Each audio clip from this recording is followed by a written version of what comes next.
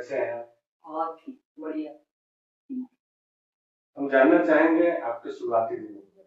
जी। हमारे दर्शकों को बता दें, दर्शकों, आप डॉक्टर माया गुरनानी जी एक सिंधी परिवार से आते हैं। वो भारत विभाजन के पहले पाकिस्तान के सिंध प्रांत में रहे।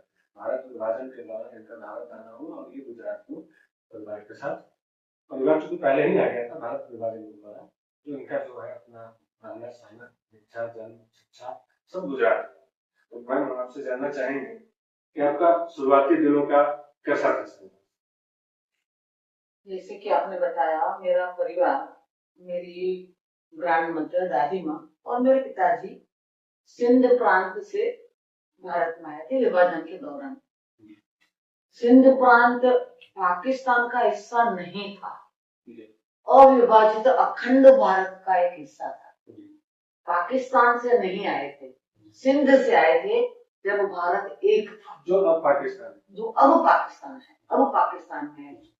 और दुखद बात ये थी कि जब भारत का विभाजन हुआ तो पंजाब प्रांत का विभाजन हुआ, आधा पंजाब पाकिस्तान में गया, आधा पंजाब भारत में रहा।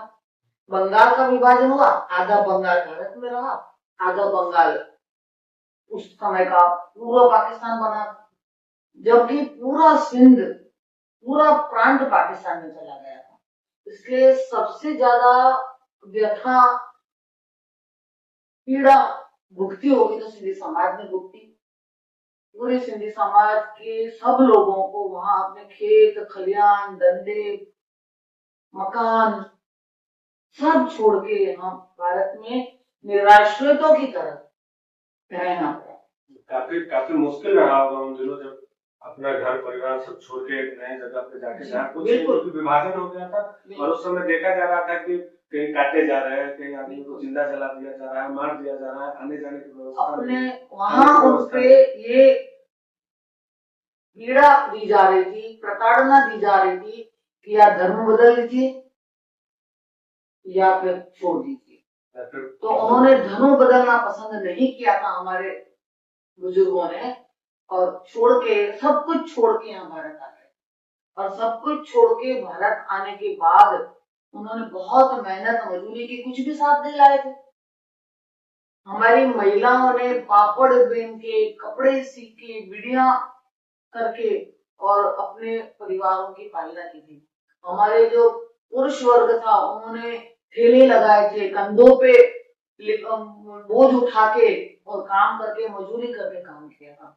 पर एक बात की मुझे गौरव हमेशा रहेगा कि सिंधी समाज ने कभी भी किसी के आगे हाथ नहीं फैलाया, भीख नहीं मांगी थी, और कभी भी ये माइनॉरिटी में होने के बावजूद कभी अपने लिए माइनॉरिटी का अधिकार नहीं मांगा। माइनॉरिटी तो आजकल वही तथाकथित बने हुए। हाँ, और आज भी देखा जाए तो पूरे देश भर में विकास की जो गति बढ़ रही है उसमें सबसे ज्यादा योगदान सिंधी समाज है। अब टैक्स देने जाते हैं तो सबसे ज्यादा टैक्स सिंधी समाज दे रहा है, और बड़ी बड़ी हॉस्पिटल खोलने में योगदान है। जसलोक हॉस्पिटल है, हिंदुजा हॉस्पिटल है, बड़े बड़े इंडस्ट्रियलिस्ट है वो सिंधी समाज के, मतलब सुनने में सर्जन करने वाला है समाज का, और उस समाज के होने का मुझे गौरव है हमेशा। जैसा कि आपने बताया कि उनके चूंकि विभाजन हुआ, जो भी चीजें थी वो तो आदमी वहां से बच के किसी तरह जिंदा चला गया, क्योंकि कहा जा रहा था, जैसा कि आप बता रहे हैं, कि धर्म बदल लो या फिर छोड़ दो। तो आ गए तो यहाँ कुछ था नहीं, काफी परेशानियां हुई, आपकी प्रारंभिक शिक्षा गुजरात में हुई। लेकिन इतने मुश्किलों में उस जमाने में, और जो परिवार बट के आया है, बंटवारे का दर्द देखा है, विभाजन का दर्द देखा है, परिवार इतना आर्थिक रूप से संघर्ष कर रहा है, उस जमाने में ये सोचना कि हमें डॉक्टर बनना। जी, मेरा जन्म तो भारत में हुआ है, विभाजन के बाद के भारत में मेरा जन्म हुआ है। मेरी शिक्षा गुजरात के बनासकांठा, बहुत ही पिछड़ा जिला था उस समय, और उसके पालनपुर में हुआ है।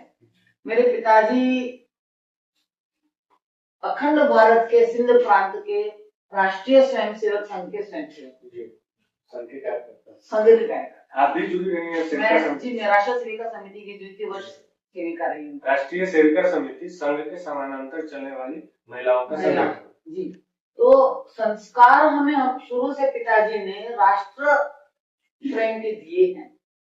सबसे आगे परिवार हो, समाज हो, पर सबसे आगे हमारा देश है। ये संस्कार पिताजी ने शुरू से दिए थे। और सेवा भावना शुरू से पिताजी व्यवहार से हमें देखा है। पिताजी कहते नहीं थे, करते थे। तो जो करते थे वो हमने देखा है परिवार में। तो हमारे जीवन में वो संस्कार आए कि हमें भी पिताजी के ही जीवन को आगे बढ़ाना है और उनके पद चिन्हों पे चलना है। तो उसके हिसाब से समाज सेवा तो हमारे जैसे खून में थी। तो अच्छा लगता था लोगों की सेवा। अच्छा, ये कभी मन में भावना नहीं आती थी कि हम समाज सेवा कर रहे हैं, ये हमारा धर्म है, कर रहे हैं, एक जीवन का पद्धति बन गई थी। जगना है, समाज जो सेवा है वो देना है। इसमें मन में कभी आप कह रहे हैं तब ध्यान में आता है, कभी आप कुछ कहते हैं जिसको समाज सेवा कह रहे हैं और करी है, ये कभी मन में भी ऐसी भावना नहीं आई कि हम कुछ कर रहे हैं, दूसरों के लिए कर रहे हैं। तो एक पद्धति बन गई थी जीवन की।